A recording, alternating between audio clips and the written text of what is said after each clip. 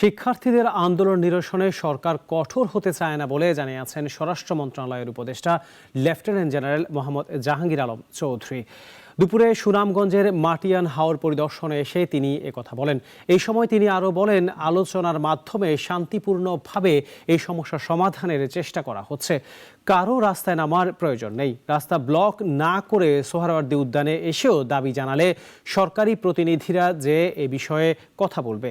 এছাড়াও তিনি হাওরের কৃষি নিয়ে বলেন, কোনো মধ্যস্বত্বভোগী যাতে সুবিধা নিতে না পারে সেদিকে খেয়াল রাখতে হবে।